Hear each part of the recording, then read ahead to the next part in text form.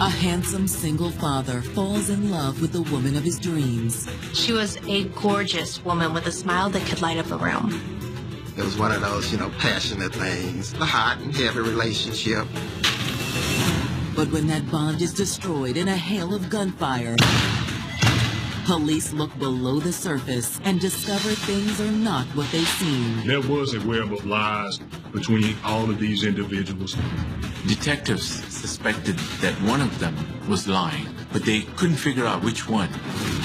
And everyone who knew the victim is suspect in a case where deception and obsession explode with deadly consequences.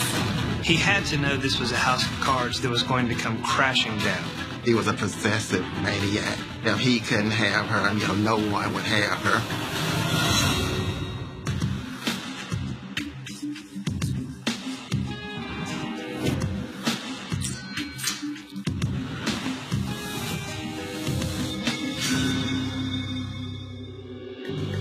March 8th, 2010, 10 p.m. It's a crisp, quiet night in Jackson, Mississippi, when 22-year-old Justin Smith arrives at his apartment complex. As he gets out of his car, Justin sees something disturbing. Hey, man. Hey, you all right? At first, he thinks that the man is hurt. Perhaps he'd been beaten up. But when he rolls him over, he sees that the man is bleeding from the chest, and apparently he has been shot. Help! I need an ambulance! Police and paramedics are immediately dispatched to the scene, but it's too late. I'm not getting a pulse. He's unresponsive. When officers arrived, they found him. He was pronounced deceased on scene. Sir, did you find the body? Yeah, I did. I found him leaned up against the car, and I rolled him over to see if he's all right. Do you know him? Yeah, he's my neighbor. His name's Barry. Barry, all right. I'll tell you what. Step right here for me for just a minute. We may have some more questions. Just hang tight. The body was right next to a car, and there were keys on the ground nearby. So the police assumed it was the victim's car. They run the tag and learn the car is registered to 36-year-old Barry Odom. At that point, police are pretty sure they knew who the victim is, but they don't know who shot him and why they shot him, or even if the parking lot where he was found is the place where he was shot at. In the coming days, those very questions will echo throughout this quiet, peaceful community. And as investigators dig for answers, a shocking tale of love, deceit, and jealousy rises to the surface. Most homicides are senseless, but this one was truly on another level. Barry Odom was born in 1973 in Jackson, Mississippi, and raised in the small rural town of Lena. His early years were a physical struggle. Barry was ill, real ill when he was young. He had what they call a hole in his heart, a ventricular septic defect, which was discovered as a baby. But as an infant, Barry was too weak for doctors to perform major surgery.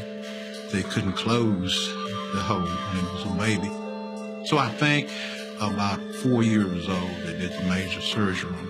Never looked back. He was exceptionally bright and enjoyed school, especially reading and writing. He wrote a lot. And if you ever read in his poetry, you understand the heart that he had. Barry excelled outside the classroom as well, starring in both football and basketball. Me and him always bragged about who was the best point guard in the state of Mississippi. They always said he was the best. I'm like, you might have been the best until you ran up on me.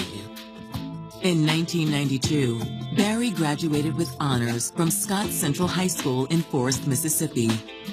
Barry was a smart guy. He was very compassionate. And I think that is what motivated him to get into the medical field. After obtaining a nursing certificate, Barry took a job as a nurse's assistant at St. Dominic Hospital. He was the type of person that you wanted to be around because, he cared about folks.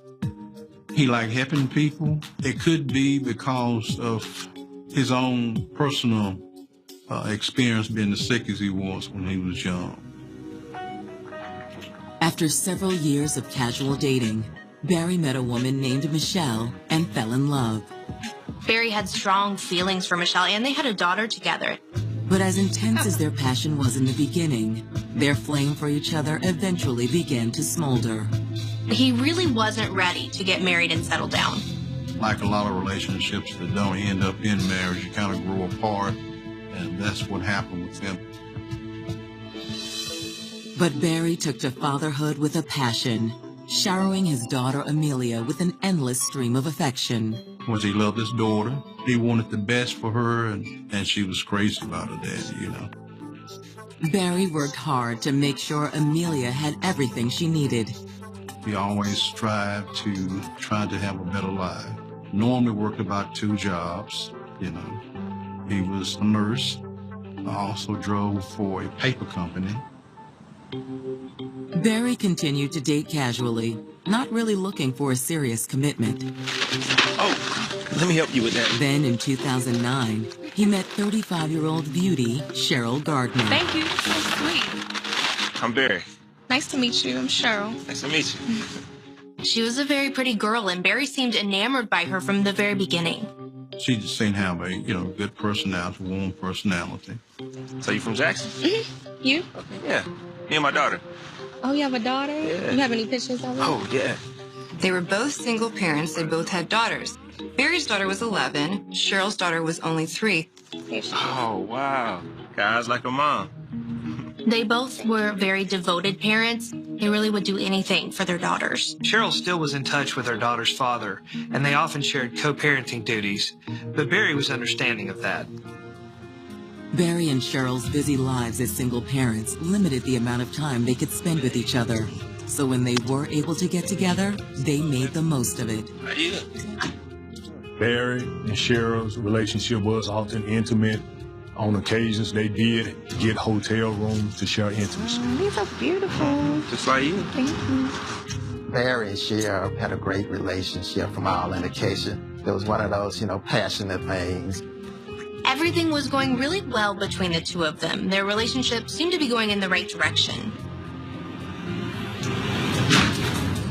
But now, less than a year later, Barry's dead body lies in a pool of blood.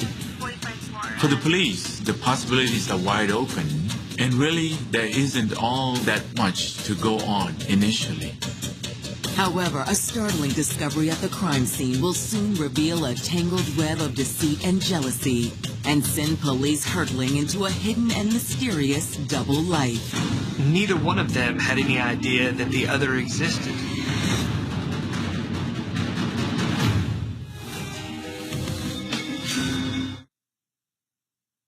These celebrities need to ignore the fear, or this course will break them. Yes, Seth. Yes, Seth. But you know where you are. No, Seth. You're in hell. Special Forces, all new Wednesdays on Fox, and watch anytime on Hulu. When I started college, so many people warned me about credit cards. They just seemed really scary. When I needed a car, I realized that I needed to build credit. So I got the Chime Credit Builder card because I could safely build credit without being afraid of fees or interest. And there was no credit check. My score went up over 60 points and I bought my first car. As a busy college student, having a car is an absolute must. I feel like I could do anything. My next goal, a 700 credit score. Join me at chime.com.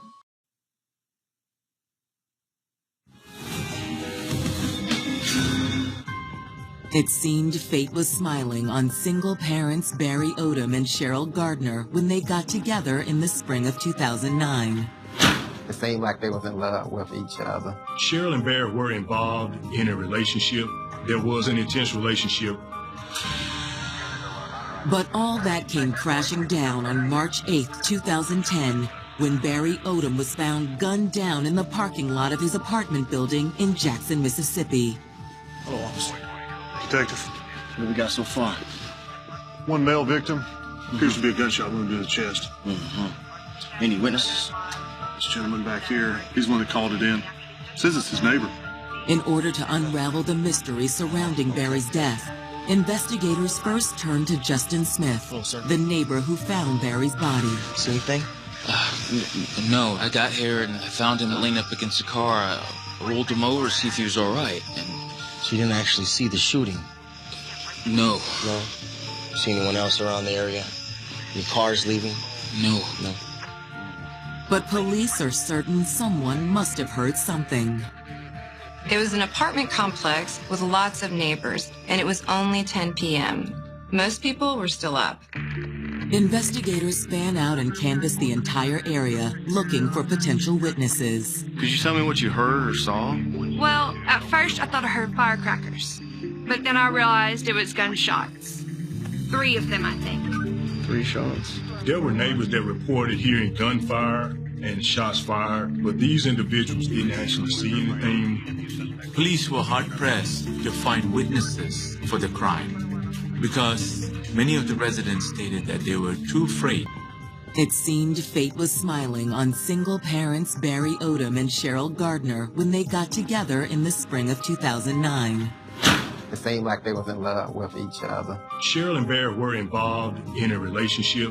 There was an intense relationship. But all that came crashing down on March 8th, 2010, when Barry Odom was found gunned down in the parking lot of his apartment building in Jackson, Mississippi. Hello, officer. Detective. What we got so far? One male victim. Appears to be a gunshot wound to the chest. Any witnesses? This gentleman back here, he's the one that called it in. Says it's his neighbor.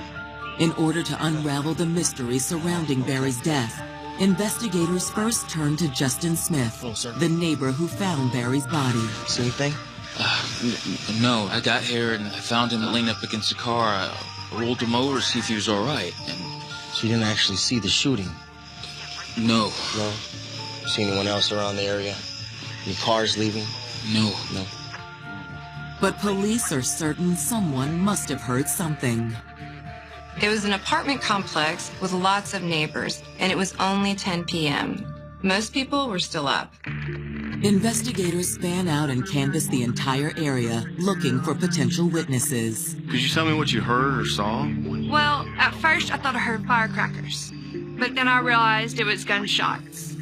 3 of them, I think. 3 shots. There were neighbors that reported hearing gunfire and shots fired, but these individuals didn't actually see anything. Police were hard-pressed to find witnesses for the crime because many of the residents stated that they were too afraid to investigate it themselves, or they just simply did not want to get involved. With no eyewitnesses to the crime, investigators shift their focus to clues at the scene. All right, so what do we got here? The victim has 2 gunshot wounds to the chest. We haven't found any shell casings around. That either means 2 things. Either the individual that shot him picked their own shell casings up, or there was a revolver that was used. It didn't seem likely that whoever shot Barry would linger in the area just to pick up shell casings, so it was likely a revolver. It might have been somebody who was trying to rob him. It could have been a case of mistaken identity. But a CSI does find something that casts doubt on any potential robbery motive: Barry's wallet. His wallet was in his pocket and it still had cash and credit cards in it. Underneath Barry's body, they also find his cell phone. Cell phones nowadays are enormously helpful for investigators. There are calls, text messages, and photographs. They can tell you where a person have been and who they were with. As Barry's body is removed from the scene, detectives head back to police headquarters to scour the phone for clues. But first, they have to make the call that no parent wants to receive. Hello? Hello, Mrs. Odom? Yes? My wife and I was home in bed. Who is it? And we received a call from Jackson Police Department. Sorry to inform you, we have found your son deceased in his apartment building. My wife, she went to pieces. She handed me the phone. I was overpowered and I had to get my composure back together. No one in Barry's family can suggest a suspect to the police because, as far as they knew, Barry did not have an enemy in the world. Would the 2 of you mind coming down to the station tomorrow to answer a few questions? Yes, sure. While Barry's parents make the 50-mile drive from Lena, Detectives are hoping Barry's phone will hold the key to finding the killer. The phone shows numerous calls on the day of the murder. Detectives learned that Barry had been in contact with several individuals. Look at that. Looks like the last number dialed there was Cheryl. Girlfriend? Only one way to find out. Detectives called the number, which belonged to Cheryl Gardner. She picks up immediately, and they identify themselves as being with the Jackson police. I'm calling with Barry Odom's cell phone here. He was found deceased in his apartment parking lot. What? No. Cheryl is just completely devastated when she hears the news. She sounds like she's totally shocked. Could you tell me what the relationship was with you and Mr. Odom? I'm his girlfriend. So when was the last time you talked to him? It was around 9:30. We were supposed to meet back up later at the motel, but he never showed up. Cheryl seems to be the last person who saw Barry alive, just a half hour before gunshots were reported to police. All right, I would like to talk to you in person. Could you come to the station tomorrow morning? Sure. All right. Bye-bye. Yeah, so it was his girlfriend. Here's another number. Huh? He called her earlier. Detectives notice other calls on the phone, including multiple that afternoon to a woman named Joyce Walker. Let's try her out here. Detectives call Joyce and tell her the news, and just like Cheryl, she's very upset. Could you tell me how you knew Barry Odom? Well, I'm his girlfriend. His girlfriend? When's the last time you saw Barry? This afternoon. And he was supposed to stop by later this evening. There are two women, both claiming to be Barry's girlfriend, and both of whom saw Barry the day that he died. But when detectives interview Barry's two girlfriends the next day, they uncover a steamy love triangle that casts a wide range of suspicion and raises even more questions about why Barry Odom was killed. There was a web of lies between all of these individuals. Less than 12 hours after the senseless murder of 36-year-old Barry Odom, detectives in Jackson, Mississippi have zeroed in on a potential motive. Anytime you have a love triangle, there's potential for jealousy, and jealousy can lead people to do crazy things. Barry wasn't married, he was a single man. There was absolutely nothing wrong or immoral with him dating multiple women. But there may be consequences or repercussions. One or both of those women might not have liked it. Detectives have asked both Cheryl Gardner and Joyce Walker to come to the police precinct for questioning. But first, they meet with Barry's parents. I want to thank you, too, for coming to the station. I'm very sorry for your loss. Thank you. At that point, detectives only have vague information. Barry had seen two women earlier in the day. Now, is there anything you can tell me about Cheryl or Joyce? No, we don't know anything about them. We really just came in to find out about our son. I knew he had a girlfriend, didn't know his girlfriends, at the time. I just want to know why was my son taken away from me. We're doing everything we can, and we'll keep you posted. Cheryl Gardner is the first to arrive at the precinct. When Cheryl arrived, she still appeared to be very upset. I want to thank you, Cheryl, for coming in. I know it may be hard, but we really want to find out who killed Barry. I understand. Okay. All right, so you were with him last night, correct? Yes. Detectives asked Cheryl to recount her entire day. We texted each other earlier in the morning, and then I called him to see how his day was going. They chatted for a little bit, and she told him she'd let him get back to work and would call him later in the day. When did you talk to him next? Around what time? Around 4:30 or 5 o'clock. I asked him if he still wanted to get a motel room, and he said he did. Cheryl told detectives that she booked a room at a local motel. Then she called him back, and she said that there would be a key waiting for him at the front desk. What time did you get to the hotel? Well, I had to run errands, and I had to drop off my ex, so I got there around 8. When Cheryl arrived, Barry was waiting for her in the parking lot. I got us some champagne. Okay, I see you.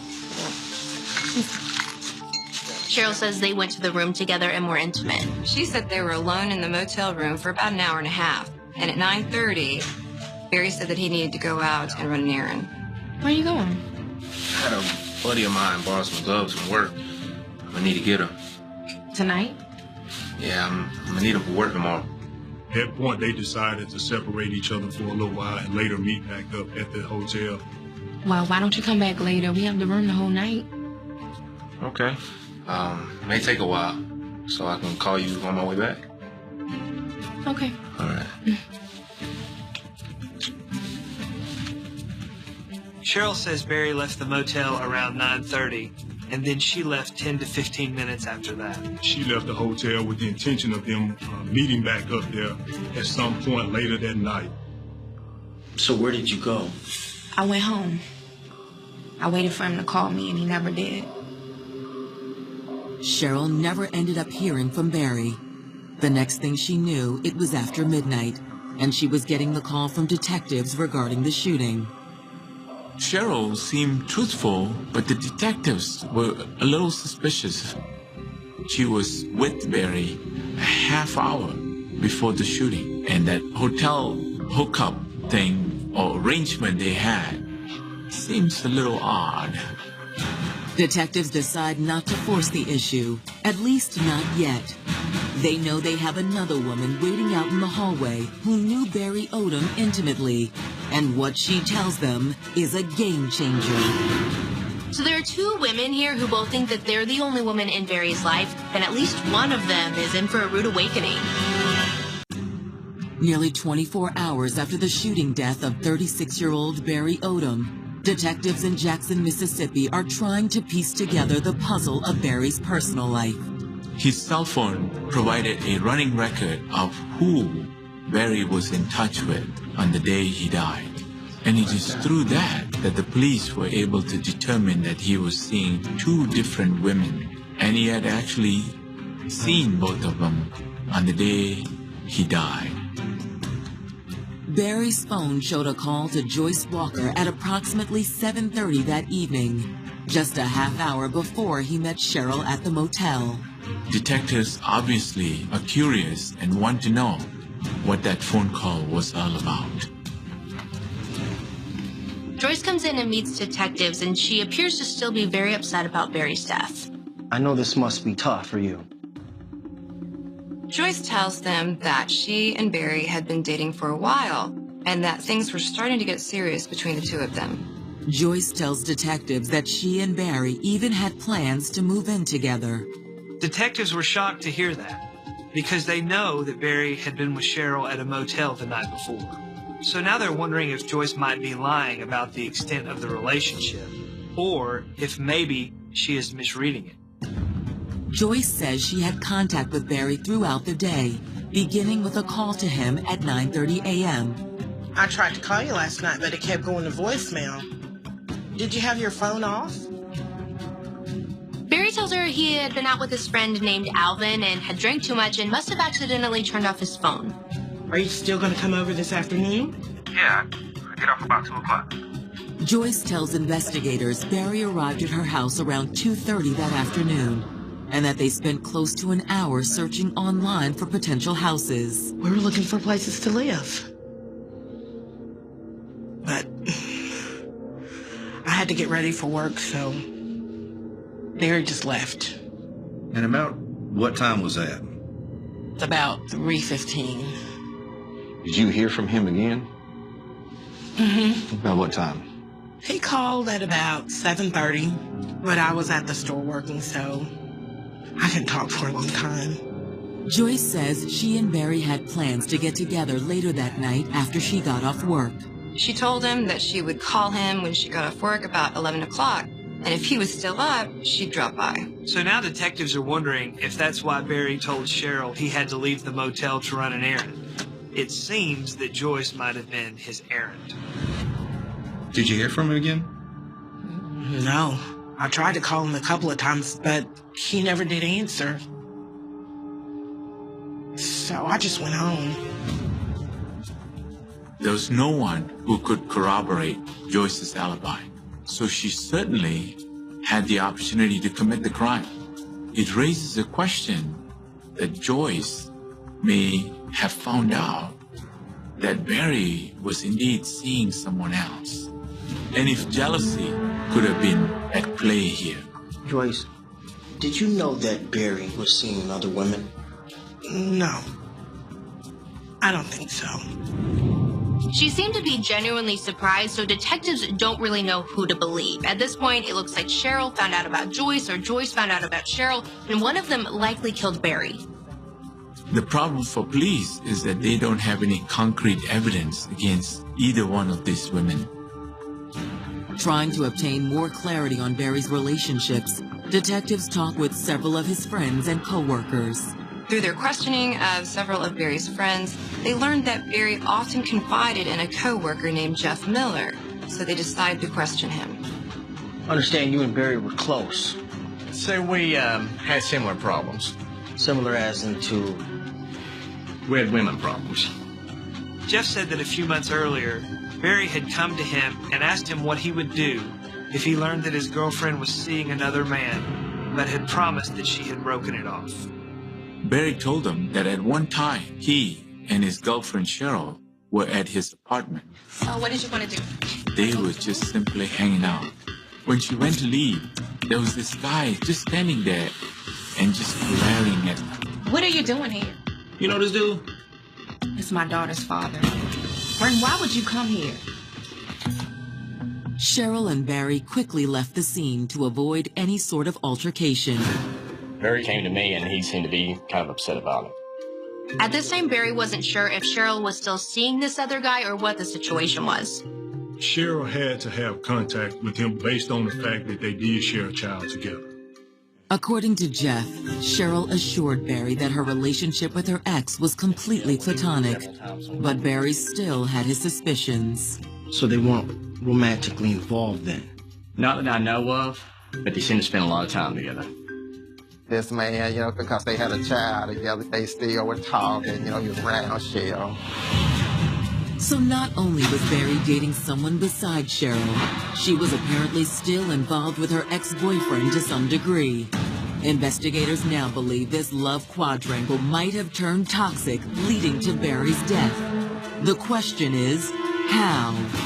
A man was possessed, over a female. He didn't want to let go. Detectives in Jackson, Mississippi are beginning to suspect that the murder of Barry Odom may somehow be connected to the two women he was dating, one of whom was still in close contact with her ex-boyfriend. We've all heard of love triangles, right? And we all know that there are problems when that happens. Well, you've got a situation where we have multiple love triangles going on at one time. There's a far greater possibility of jealousy. Detectives decide to re-interview Cheryl Gardner, the woman Barry had an intimate rendezvous with less than 30 minutes before his murder. All right, so we spoke with several people Barry knew, including a woman who claims to be Barry's girlfriend. Detectives were watching her reactions very closely. They wanted to find out if she was genuinely surprised or she was just simply faking. What? No, I can't be. Cheryl is completely caught off guard by this, and detectives can tell she's genuinely surprised by the news. Yeah, and it seems as if you've been seeing someone else as well. No, that's not true. No? No. Your ex, maybe? But Cheryl assures police she wasn't seeing her ex-boyfriend, at least not voluntarily. She tells them that she was not in a romantic relationship with her ex, and that he had actually been stalking her for several months. Cheryl says her ex's name is Bryn Ellis, and that she met him in 2006. While they never married, they did have a daughter together in 2007. Bryn Ellis was 54 years old, more than 20 years older than Cheryl. And unbeknownst to Cheryl, he was living with another woman that he'd been dating for over 10 years. But knowledge of that relationship didn't stay hidden for long. In late 2008, Cheryl learned about the other woman and tried to cut ties with Ellis. They had a child, they were going to do co-parenting, but other than that, she tried over and over again to beg him that this relationship was over. But Bryn Ellis had trouble letting go. She wanted to move on, but Mr. Ellis, he felt like she was his possession, and he wanted to keep her as his possession. There was a history of Ellis stalking Cheryl. Ellis would follow her in her vehicle. He follows me to work. He follows me home. One night she drove over to Barry's house and realized Ellis was following her, so she drove back home. And when she got there, they had a huge argument. Stop following me. Don't worry about where I'm going. We're over, Bryn. We're not over till I say we're over. Cheryl tried to defuse the situation to get away from him. What are you gonna do, Bryn? It is over. But what I'm gonna do? Bryn threatened to kill her, kill himself as well. He threatened to do bodily harm to Barry. Why didn't you call the police? Yeah. I mean, we have a daughter together. I thought that Bryn would give up and move on. Move on like I did. But despite Bryn's live-in girlfriend of 14 years, the stalking continued and even spread to Barry.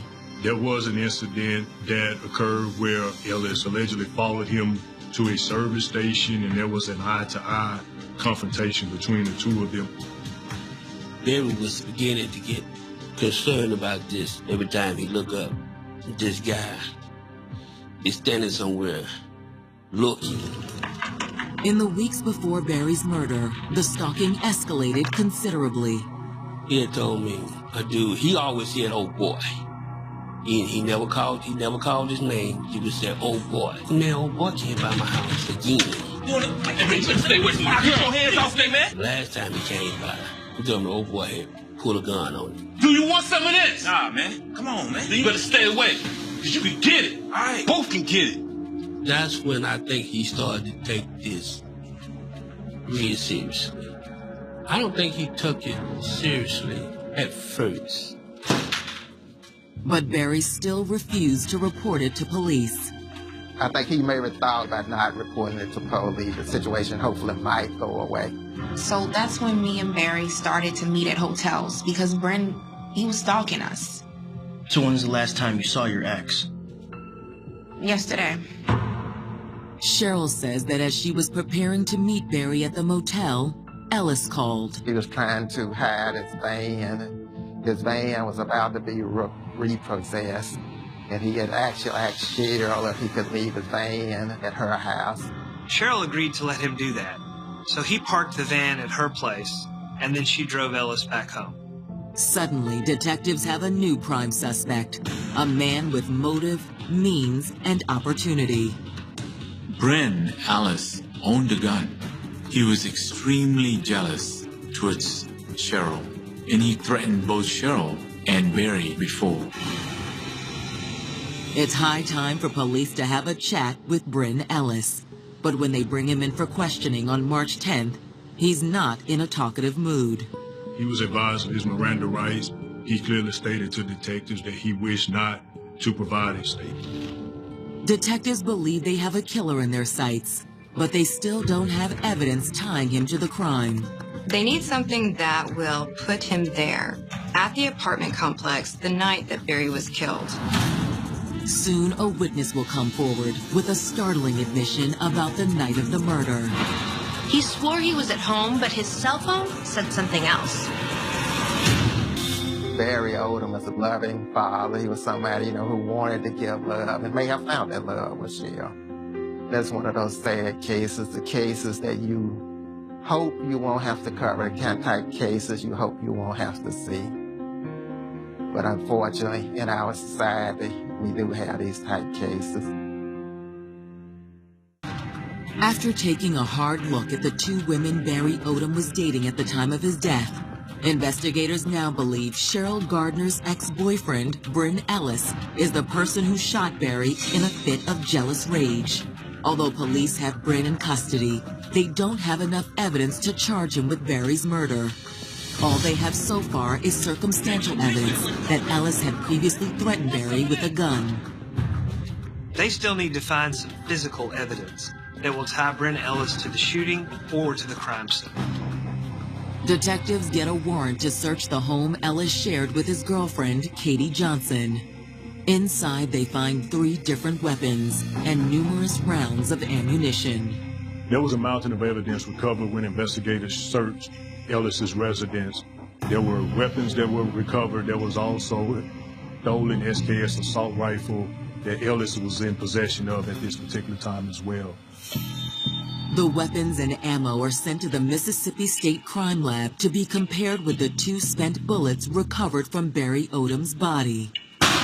The ballistics examiner was able to determine pretty easily that neither the shotgun nor the assault rifle were the weapon that was used to fire those bullets. They could not have been the murder weapon. But the ammunition for the 9mm is tantalizingly similar to the fatal bullets. The Smith & Wesson that he owned fit the characteristics of that gun. The projectiles that were found in Mr. Odom's body matched the type of ammunition that was recovered. However, there were no discernible markings on the projectiles that could prove they were fired from Brin's gun. Investigators were not able to link these weapons to this particular crime. Still, investigators feel the net is closing in on Ellis. And then, a woman comes forward with a shocking revelation. Jennifer Randall was a former girlfriend of Bryn Ellis. She heard about the shooting on the news and came forward, saying she had seen Bryn on the night of the murder. And what time was that? 10:15, 10:30. He came to my mother's house. Jennifer describes Ellis as extremely jittery. He had told her that he had had a bad night, and she asked, what was he talking about? And he told her that he had gotten into a confrontation with someone. He said he had gotten jumped by a dude at this apartments. He said that he shot him a couple times in self-defense in the chest. Ellis described the incident to her in great detail. He said that he was at the man's apartment. He described where they were. He said that after he shot the man, he fell to the ground. And he did not know if he was alive or dead. He simply just fled the scene. Did he give you a name of this guy? No. No name, nothing. He didn't use Barry Odom's name, but he didn't have to. It was clear to detectives, just based on the circumstances, that that's who the victim was. With Jennifer Randall's statement, police now have enough evidence to charge Bryn Ellis with murder. The news allows Barry's friends and family to finally exhale. It was a relief that the police was able to find out who done it. But there's still work to be done. Prosecutors know the case against Bryn Ellis is far from airtight. This was a circumstantial evidence case and not a direct evidence case. The trial of Bryn Ellis begins on October 2nd, 2013 in a Hinds County courtroom. Prosecutors begin by painting a portrait of a man who was unable to accept rejection. Our theory of the case, based on the witnesses and based on the evidence, is that Bryn Ellis was absolutely obsessed and very angry when Cheryl ended the relationship in 2008. When Cheryl began dating Barry Odom, Bryn Ellis's possessiveness morphed into a jealous rage. He was this jealous guy, who didn't want her to be with this other man, even though he had a girlfriend of his own. The state claims it all came to a head on the night of March 8th, 2010, when Bryn Ellis suspected Cheryl and Barry were going to meet. Cheryl and Barry had arranged to meet at the motel because they were afraid of Bryn Ellis.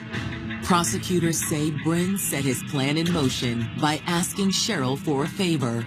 To keep the peace, Cheryl agreed.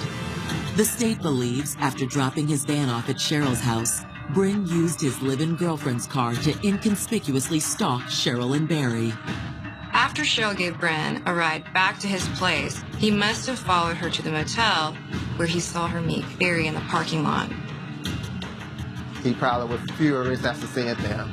He followed Mr. Odom to the apartment complex. I think he probably confronted him outside there. And unfortunately, Mr. Odom didn't have any protection.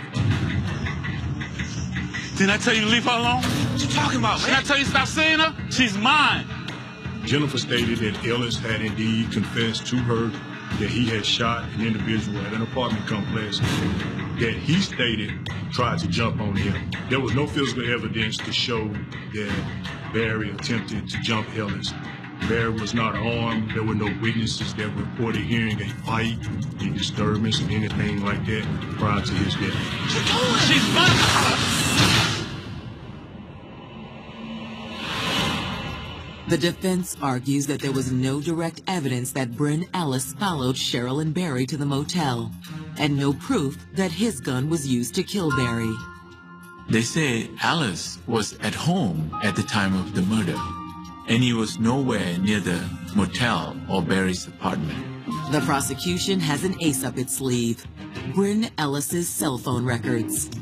Mr. Ellis' cell phone records would put him in the vicinity of where the shooting took place. It also showed that he had called Jennifer Randall from that same location, which corroborated her story that he had come to see her that night. The prosecution rests its case, and now all eyes are on the defense. But instead of making the jury sit through more testimony, they decide to lean on the crutch of reasonable doubt. The defense did not call any witnesses, not even Bryn Ellis. They didn't think that the prosecution proved that Ellis was there and he fired the fatal shot. The defense were hopeful that the jury had some doubts in their mind. However, it appears that any doubts the jury may have had were erased by the prosecution's case. The jury takes less than 6 hours to reach their decision: guilty. It was just overwhelming to have justice read. We have an answer. We have a conviction. It was a relief that, finally somebody is now being accountable for his death.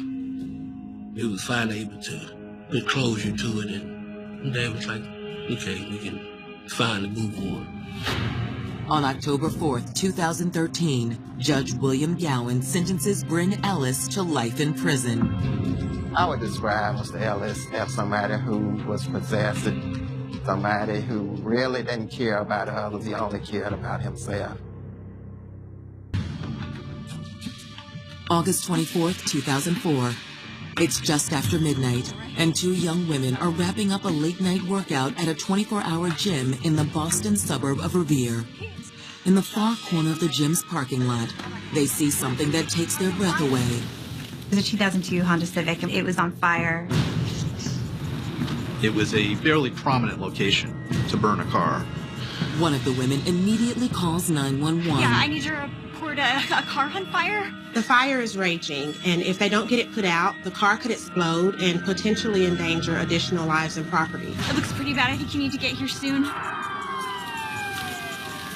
Within minutes, firefighters have extinguished the blaze. Fire marshals then check the charred vehicle for signs of human remains. It doesn't look like the car was occupied at the time of the fire. Thank God for that. Nothing else of note was found in the car other than the fact that the key was in the ignition. While it appears no one was injured, it quickly becomes apparent that the fire was set on purpose. There was an accelerant that was used to torch the car. This was a signal, I think, to investigators early on that this was likely a case of foul play.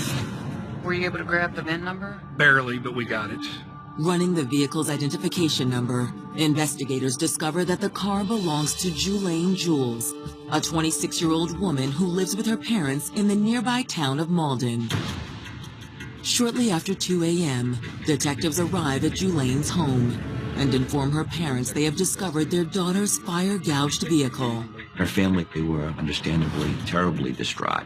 So, Julaine, was she in the car? No, ma'am, it appears not. So she's still alive? Well, we're still investigating. Do you have any idea where she might be? No, she works from 3 to midnight.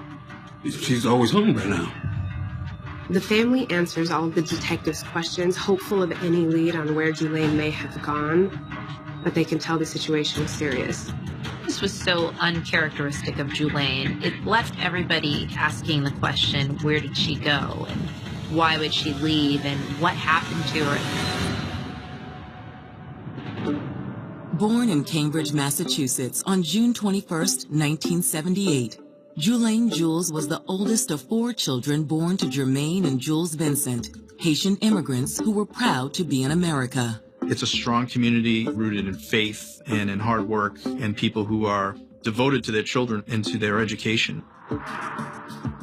Gh'Lane's parents enrolled her in the prestigious St. Clement's High School, where her passion for life was as infectious as her smile. I remember Julie and Jules as the girl with a big smile who looked at the world as an open art, who wanted to do it all.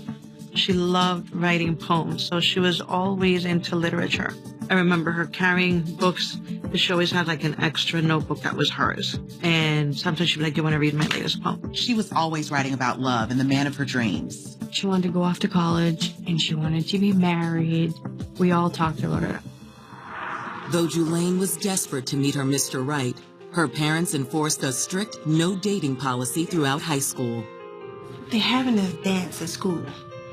Can I go? No.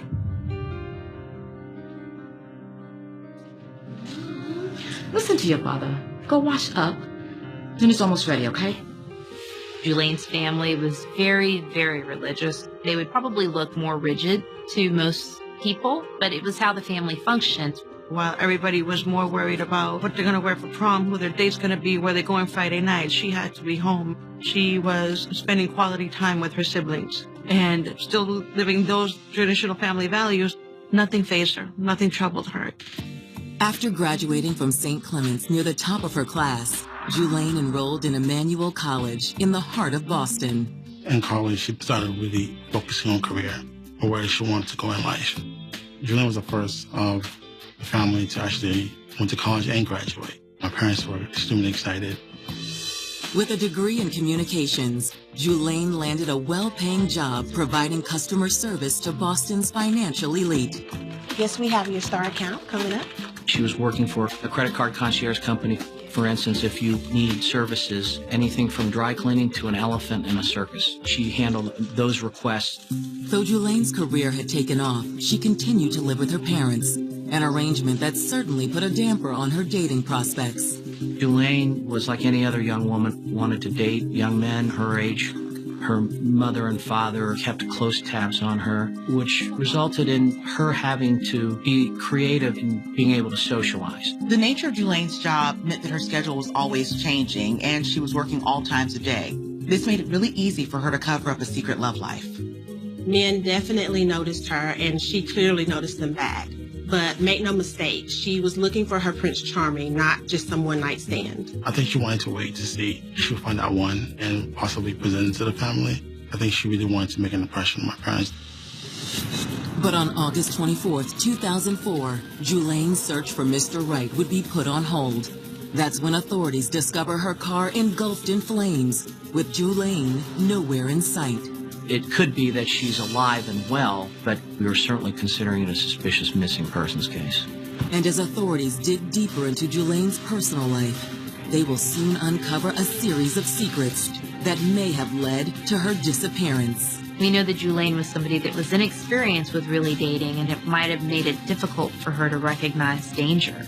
There's a tendency to mistake obsession for romantic overtures.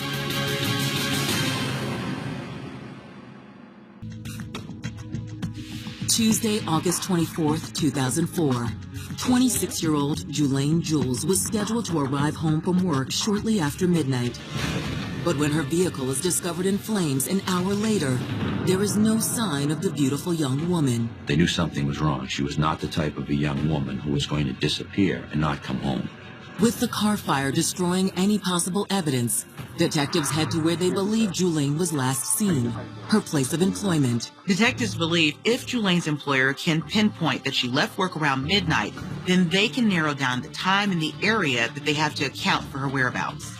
But in speaking to Gh'Lane's employer, they realize she's been missing for a lot longer than they thought. Thank you for calling. My name is Gh'Lane. How may I help you? She was working the 3 to midnight shift, and sometime that evening around 7 o'clock, she told her coworkers that she was going to get a cup of coffee. I'll be back. She took her keys and her cell phone with her.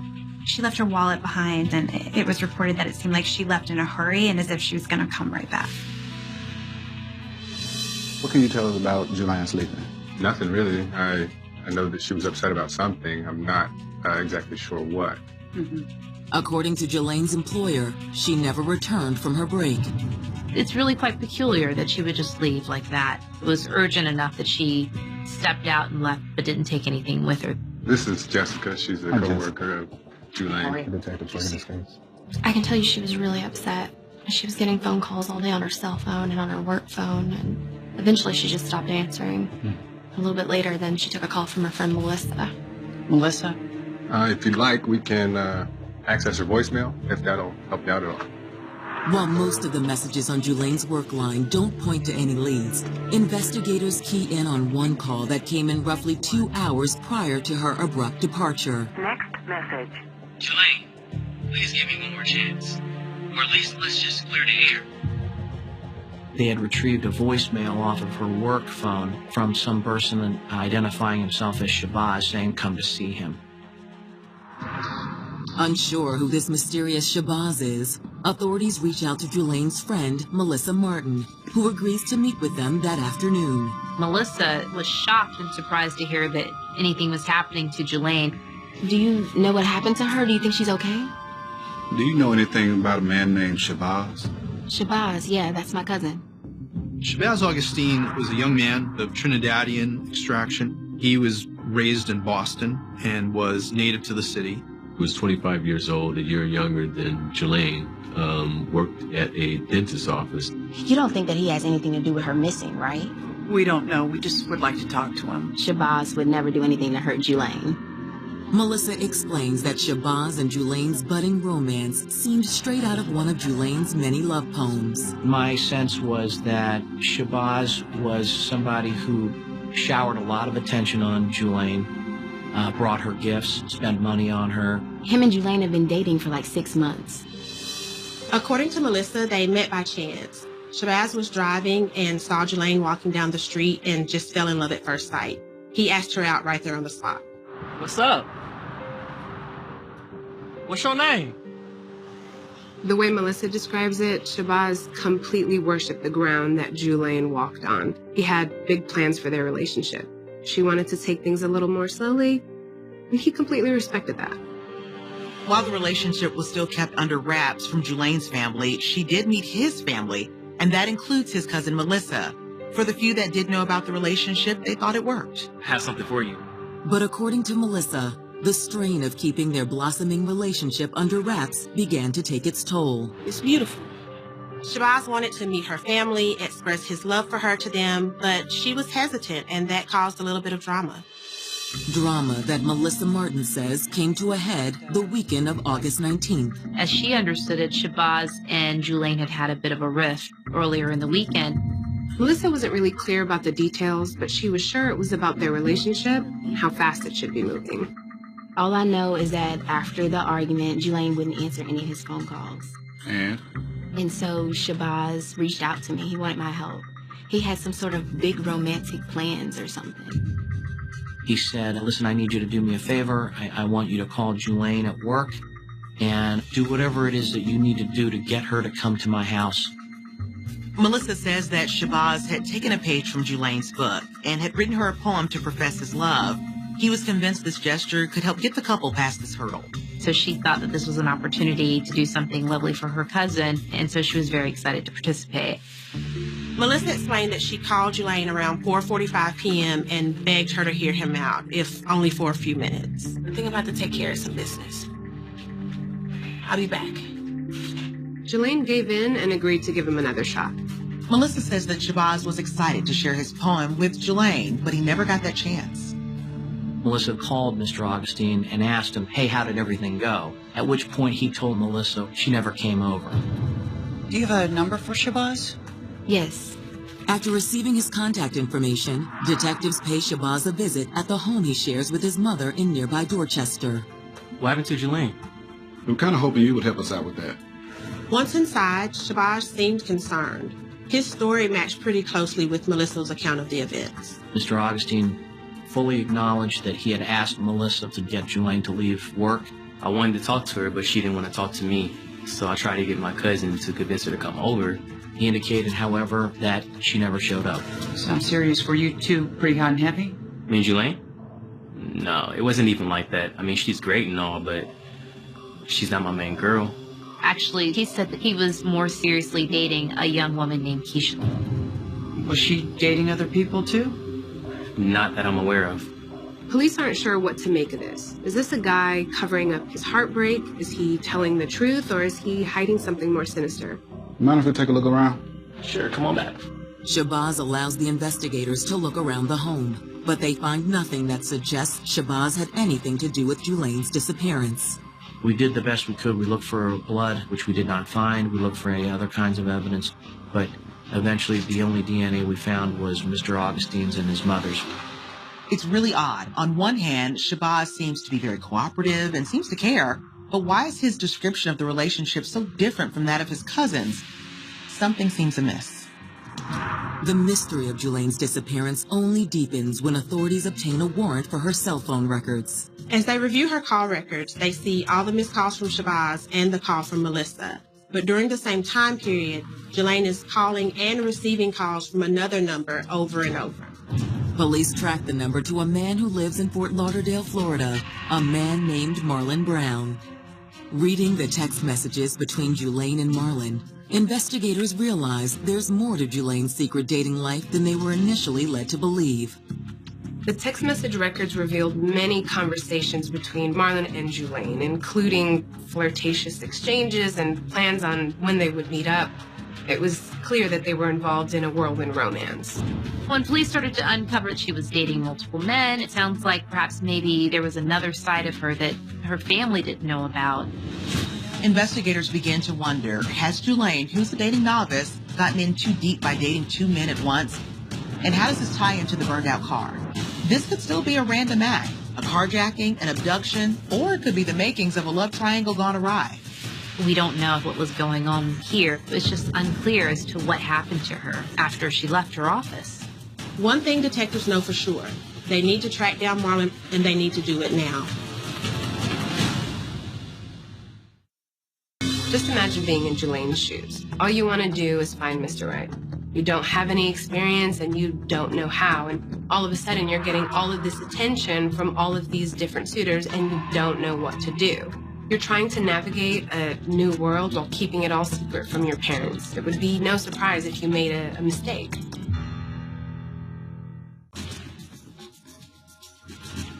August 27th, 2004. It's been 3 days since 26-year-old Julaine Jules vanished from her office in South Boston. Having uncovered evidence that Julaine was secretly dating not one but two men, investigators sit down with her family in hopes of obtaining additional information. So, do the names Shabazz or Marlon mean anything to you? No. Should they? While Julaine's parents were in the dark about her dating life, a select few of her relatives were not. So what are you insinuating about my daughter? Dad, there's something you should know about Julaine. Her brother explained to Mom and Dad that Julaine was still the good girl they knew and loved, but she started dating because she desperately wanted to find the perfect man. But in the opinion of Julaine's brother, Julaine was seeing Shabazz Augustine, but it wasn't that serious, and she had decided that he wasn't the one for her. Marlon was, by all accounts, the person that she really liked. When the two met, Marlon was smitten. There was an instant connection. Marlon worked on a cruise ship, so he traveled a lot, but anytime he had free time, he traveled to Boston to see Julaine. In fact, he had come to visit Julaine the weekend leading up to her disappearance. It's all about you tonight. Girl, you look beautiful. Look at you. Thank you. I'm missing you. She had been dating him for several months. He flew up from Fort Lauderdale to Boston, and they were together for a couple of days. Shabazz is out of the picture. She had told him previously that she was going to be busy for those days. Shabazz and Marlon didn't know anything about each other up to this point. A member of Julaine's family explained that Shabazz had actually been texting and calling Julaine all throughout this romantic weekend with her other boyfriend. So both guys caught on to her game pretty quickly. Who is this? It's just Shabazz. Shabazz? Who is Shabazz? Needless to say, Marlon was upset. He thought he and Julaine were exclusive. He's nobody. Nobody. He's texting you and calling you? What is going on? Julaine spent that entire weekend arguing with Marlon about her relationship with Shabazz. You want to play games? You don't know who you want, man. I don't got time for it. August 24th rolls around, and all of a sudden, she turns up missing. Investigators have to really wonder if Marlon could have harmed Julaine in some jealous rage after discovering the other man in her life. After speaking with Julaine's family, investigators attempt to reach Marlon Brown. With Marlon not answering, detectives cast their search net even wider and determined that Marlon had left the country. Air flight records verify that Marlon left the country August 26th. That's the day after Julaine went missing. While police would like to speak to Marlon, they have no cause to extradite him back from Haiti just yet. There's no proof that he's connected to Julaine's disappearance, and other than the burned out car, there's no evidence that a felony of any sort has occurred. Until Marlon comes back into the country or someone finds Julaine, there's not much more the police can do. Weeks pass with no new developments. Then on September 19th, nearly a month after Julaine disappeared, a woman's body surfaces in the Charles River, 3 miles from Julaine's work. A rower in the Charles River spots what appears to be a body near the Longfellow Bridge. The body was found wrapped in plastic, tied up with chains, and then also had weights attached to make sure that the body would sink to the bottom. So whoever had done this wanted to make sure that she would never resurface. Eventually, some of the weights fell off of the bag, and as a result, her body surfaced under the bridge. The body is described as that of an African-American female, approximately 5 feet 4 inches. Basically a near identical description of Julaine Jules. The remains are delivered to the medical examiner's office, but they are unable to positively ID the body right away. There had been some disfiguration as well as decomposition due to the fact that she had been submerged under the water. They couldn't recognize her, so they used dental records to identify her body and came to the worst conclusion. I remember sitting on the porch and watching detectives walk up to the house. They said they ran all the tests of this body was Julaine Jules. Like everything just went completely dark. I didn't know what to feel. Like all I felt was just enormous pain. Though the body has been identified as that of Julaine, the autopsy yields little information about her true cause of death. We really weren't able to get a clear picture of how she died. There was no obvious injuries like a gunshot wound or a stab wound or blunt force trauma. That meant that it could have been an asphyxiation of some kind. Now, asphyxiation simply means the death from suffocation. It could come from strangulation. But with none of the usual damage found to the neck area, investigators wonder, could a cold-hearted killer have put Julaine in the Charles River alive? It's a disturbing possibility. One you shudder to think about, but a very real one. Who would do this to somebody who was so lovely? Who would disregard her body in such a gruesome manner? The violent, morbid nature of the attack suggests Julaine's murder was personal, which leads detectives back to 2 suspects, Shabazz and Marlon. It's been days since Julaine Jules' body was found in Boston's Charles River. With the shocking revelation of a love triangle, investigators have been circling around a pair of potential suspects. And while they've all but cleared boyfriend number 1, Shabazz Augustine, detectives have been unable to track down boyfriend number 2, Marlon Brown. Shabazz raised some suspicion because he was trying to act as if he wasn't that into Julaine. She's not my main girl. But detectives haven't ruled out Marlon Brown either. Then, just before Julaine's funeral, the miraculous happens. Have a seat, Marlon. Marlon shows up at police headquarters. He claims he's just heard about what's happened to Julaine and he grabbed the first flight to Boston. Like Shabazz Augustine, Marlon seems genuinely distressed about Julaine's death. And when they question him, he appears ready and willing to answer every question. Tell us about the last time you saw Julaine. Did you guys have some kind of argument? Well, no, it started really great, but then she started receiving phone calls from some other guy. I wound up driving home early so she could take the time to figure out who she wanted to be with. And you live in Florida, right? Yes, sir. Do you recall the date you left Boston? The day he gives was August 22nd, a day before Julaine was last seen. The fact that Marlon told police that he drove home is significant. Unlike flights, it's much harder to track if someone is telling the truth. So that leaves us with Marlon's time frame between the 22nd and the 25th unaccounted for. And if Marlon's timeline is to be believed, he'd be roughly 600 to 700 miles away from Boston at the time that Julaine disappeared. What took you to Haiti? I'm a cruise performer. Do you have access to email and phone when you're at sea? Yeah, but it's so expensive, I normally don't answer. Did you have your cell phone on when you drove from Boston to Florida? Yeah, but what is this about? Before they let him go, police ask him to keep them informed of his whereabouts until they can confirm his story by tracking his cell phone information. To do this, police subpoena Marlon's cell phone records, but his aren't the only ones they're seeking to obtain. Even though they aren't sure if Shabazz Augustine had anything to do with Julaine's disappearance, they had wanted to obtain his cell records as well. While detectives wait on a judge to approve both subpoenas, they decide to bring Shabazz Augustine back in for questioning. Thanks for meeting with us again. No problem. They're hopeful he can shed some additional light on the phone calls that he made to Julaine while she was spending the weekend with Marlon. So what was Julaine's demeanor on the phone? Did you guys yell at each other?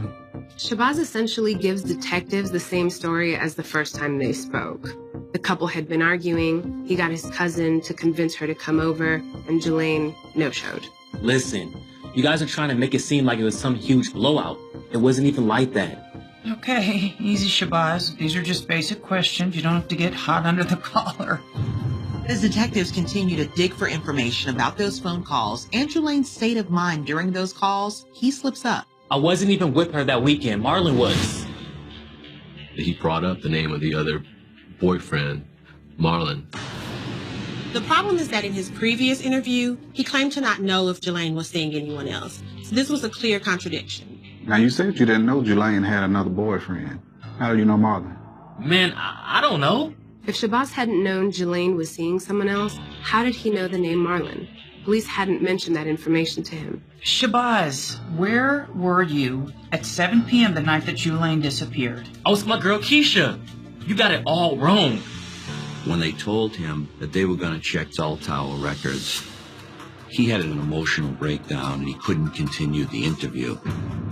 It's possible that this was his reaction to the thought of looking at murder charges for a crime he didn't commit, but Shabazz didn't do himself any favors by lying to police.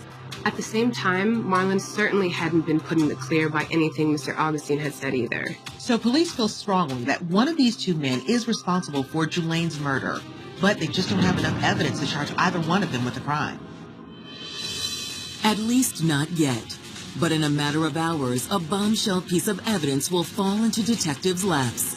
Will it expose Julaine's true killer, or only deepen the mystery surrounding her death? It was a pretty incriminating message. Perhaps not proof of his guilt, but with the other evidence that the investigators were able to assemble, a pretty critical piece. He said, like, I'm willing to take the consequences of my actions. My emotions got the best of me. Julaine Jules was a 26-year-old working woman who dreamed of one day finding her Prince Charming. Instead, Julaine ended up dead in the chilly waters of Boston's Charles River, the victim of what appears to be a brutal murder. All that was really known was that she died by asphyxiation. Whether she was killed before or after she entered the water is unclear. For the last several weeks, the search for Julaine's killer has centered around two men in her life, Marlon Brown and Shabazz Augustine. It became really confusing of who was Julaine's murderer. Was it Marlon? Was it Shabazz? It just was really unclear. Detectives have subpoenaed both Shabazz and Marlon's cell phone records. Finally, a Boston judge grants the order. The first records to roll in are Marlon Brown's. Activity from cell phone towers showed that Marlon was some 600 miles away driving through Virginia on the night that Julaine went missing and her car was found. This means there's no way that he could have been the killer. Hours later, Shabazz Augustine's phone records arrive and paint an entirely different story of his whereabouts the night Julaine disappeared. Mr. Augustine's cell phone records ended up yielding some of the most significant evidence in the case. The records confirm more than a dozen phone calls to Julaine Jules on the day of her disappearance, none of which are answered, in addition to a conversation with his cousin, Melissa, at around 6 p.m. Still, it's activity later in the night that interests investigators most. It's about 12 that the car is found burning. Mr. Augustine places a phone call at around 12:30. The records from that phone call show that he's in the approximate location of where the car is found burning. But remember, his statement to the police was that he was never there. And so the fact that his cell phone was bouncing off of a tower was an enormous piece of evidence in the case. Shabazz's cell phone records indicate that not only was he in the vicinity of Julane's vehicle around the time it was set ablaze, he may not have been working alone. He made a 91-minute phone call that began shortly after midnight, and we eventually determined who the person was that he was speaking to, and that was Keisha. It's the same Keisha that Shabazz claims is his primary girlfriend. Oh, it's my girl Keisha. Was it possible that Keisha and Shabazz conspired to murder Julane? While phone records put Shabazz at the scene of Julane's burning car, it's not strange to think that someone else may have helped him commit the crime, or even been the driving force behind it. Detectives bring Keisha in for questioning. What exactly is the relationship between you and Mr. Augustine? We've been dating off and on for a couple of years now, but to be honest, it's more of like a friends with benefits type situation. Were you aware that he was dating another woman at the time named Julane Jules? Is that the woman they found in the river? She was very forthcoming about the details of their relationship. She says she knew that he was dating other people, but claimed not to know that Shabazz was dating Julane. Wait, do you guys think Shabazz has something to do with that lady's death? This just doesn't make sense to me. I mean, he can be pretty passionate, but he's not that kind of guy. Well, let's first start with the conversation that you all had on the 24th of August. He gets on the phone with Keisha, and she then proceeds to talk to him throughout the entire way.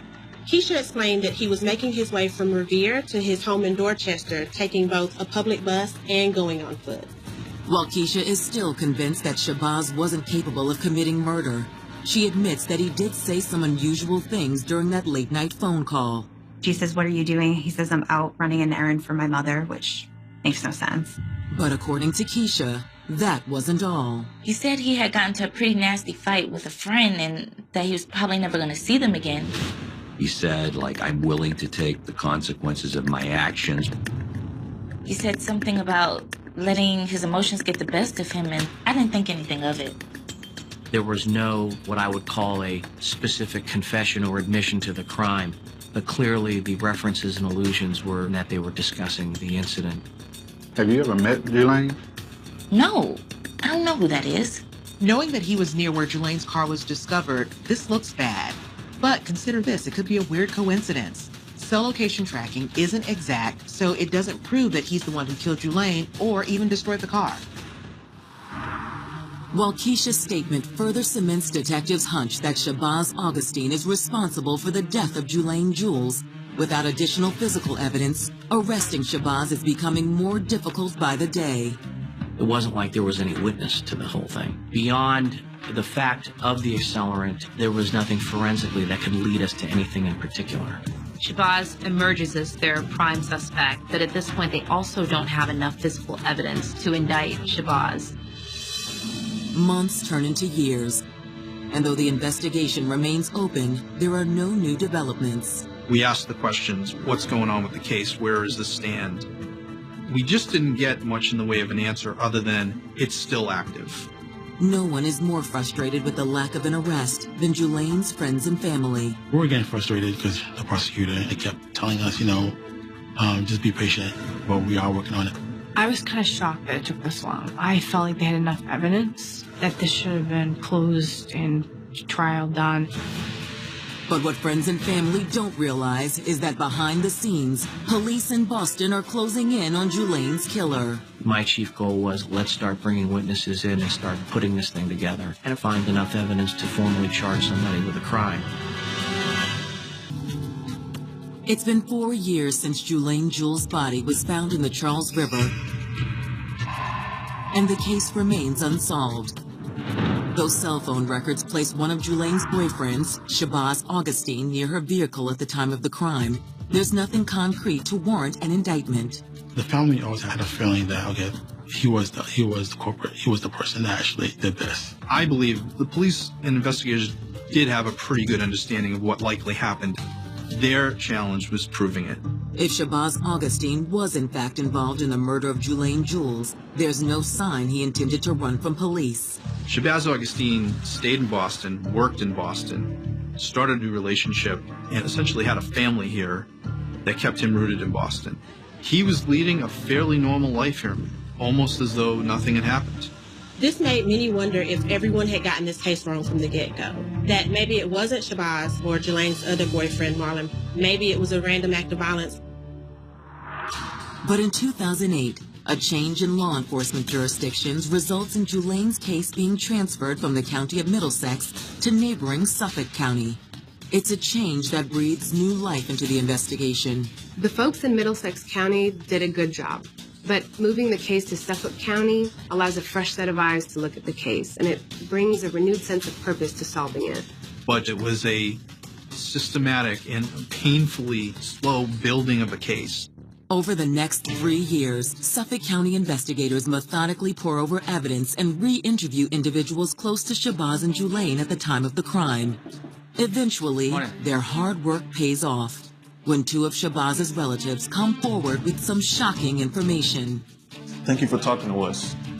I heard you're the DA over Julaine Jules' murder case? Yes. You know something about it?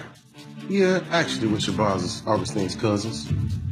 Over the years, Shabazz started to say certain things that implicated him as the murderer, things that either sounded remorseful and things that also sounded a bit cocky. These two individuals recounted an instance in the 2 to 3 days leading up to Julaine's disappearance in which Mr. Augustine said, "I'm going to take a pillow and I'm going to try to smother you. And when you get to the point where you can't breathe anymore, I want you to tap out." Hey, man, get up off him, man. Damn. Man, come on, man. It was just a game, man. Y'all silly. And unlike strangulation, suffocating someone this way isn't going to leave any marks. Would you be willing to testify? Definitely we will be. There is more, though. Mr. Augustine had confessed to the murder to his mother. At some point after the crime, her son had confessed to killing Julaine. We may never have gotten this information had that third party not stepped up. This shocking revelation allows Suffolk County prosecutors to bring the case to the grand jury and ultimately issue an arrest warrant. Mark called us and told us that they have enough evidence to charge him with the murder of Julaine. So they arrested him at work. From what I understand, he was taken into custody without any incident. Very easy process. Finally, a trial date is set. September 4th, 2012, almost a decade after the murder of Julaine Jules. But just before the opening gavel is set to drop, Shabazz's defense team makes a surprise move. Shabazz Augustine is offering to plead guilty to second-degree murder. On January 27th, 2016, Julaine's family finally gets their day in court. The terms of the plea deal do not require the killer to admit to any of the details of the murder. But at the sentencing hearing, the DA is allowed to present what the state believes happened the night that Julaine Jules was murdered. Prosecutors begin by laying out the events of August 19th, 2004, when Julaine's primary boyfriend, Marlon Brown, met her in Boston for what was to be a romantic weekend. And as the weekend went on and Shabazz tried to contact Julaine with big plans for a romantic get-together, he realized she was seeing someone else, and he became furious. So when you talk motive, my sense of this was that he simply could not wrestle with his own emotions about a woman who didn't share the same feelings towards him, why she had not returned his phone calls, why she had ignored him basically, and that at some point something was said that caused him to kill her. Prosecutors believe the only logical explanation was that Julaine had gone over to Shabazz Augustine's home that night to hear him out. I'm so glad you came. What is this? I'm so sorry that we've been having problems. I wrote you something that you like. Our love has many forms like the river. But his attempts to woo her fell on deaf ears. Look, I just came over here to be nice and break up with you in person. I don't think this is gonna work. But I don't understand. Things went sideways really fast and turned into a heated argument. Something clicked with Shabazz, and he decided that if he couldn't have her, then no one would. That's not gonna happen. He attacked her and smothered her with a pillow, suffocating her until she died.